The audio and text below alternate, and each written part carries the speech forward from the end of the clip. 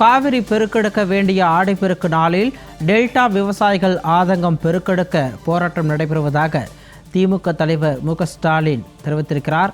அண்மை செய்தியாக நாம் பார்த்து கொண்டிருக்கிறோம். உழவர் பெருமக்களின் கோரிக்கைகளை நிறைவேற்றாவிட்டால் போராட்டம் பெருகும் என்றும் திமுக தலைவர் மு ஸ்டாலின் எக்ஸ் வலைதளத்தில் பதிவிட்டிருக்கிறார்.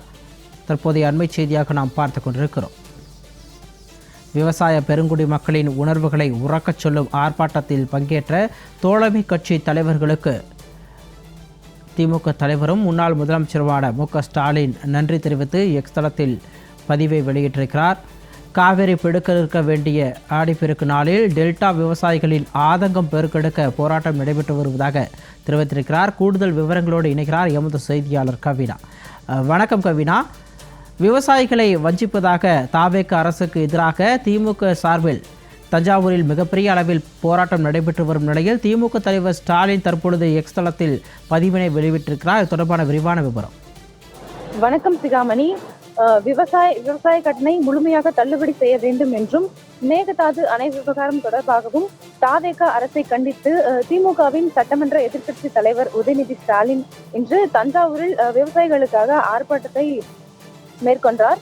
அந்த ஆர்ப்பாட்டத்தை சுட்டிக்காட்டி திராவிட முன்னேற்ற கழகத்தின் தலைவர் மு ஸ்டாலின் சமூக வலைதளத்தில் பதிவு ஒன்றை வெளியிட்டிருக்கிறார். அந்த பதிவில் அவர் குறிப்பிட்டிருப்பதாவது: காவிரி விவசாயிகளுக்கு எதிர்க்கட்சி தலைவர் உதயநிதி ஸ்டாலின் தலைமையில் தஞ்சையில் திரண்ட கழகம் என்றும் உழவர் பெருமக்களின் கோரிக்கைகளை நிறைவேற்றாவிட்டால் போராட்டம் இன்னும் பெருகும் என்றும் அவர் அதில் குறிப்பிட்டிருக்கிறார்.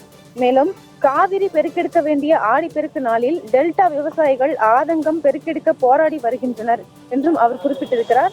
அது மட்டுமல்லாமல் விவசாய பெருங்குடி மக்களின் உணர்வுகளை உறக்கச் சொல்லும் இந்த ஆர்ப்பாட்டத்தில் பங்கேற்ற தோழமை கட்சி தலைவர்கள் ஜவாஹிருல்லா, தமிமுன் அன்சாரி, நெல்லை முபாரக் ஆகியோருக்கும் கட்சிகளின் நிர்வாகிகள் உள்ளிட்ட தோழர்களுக்கும் பல்வேறு விவசாய சங்க பிரதிநிதிகளுக்கும் நன்றியும் தெரிவித்துக் கொள்கிறார். அது மட்டுமல்லாமல் ஜூன் 12 வந்து சேர்ந்திருக்க வேண்டிய காவிரி நீர் ஆகஸ்ட் பிறந்தும் இன்னும் வரவில்லை என்றும் ஆடி 18 பொங்கி வரும் புதுப்புணலை வரவேற்ற காவிரி கரையின் மைந்தர்கள் விவசாய விரோதி விஜய் ஆட்சியின் சோம்பேறித்தனத்தால் சோகத்தில் மூழ்கியுள்ளதாகவும் அவர் தெரிவித்திருக்கிறார்.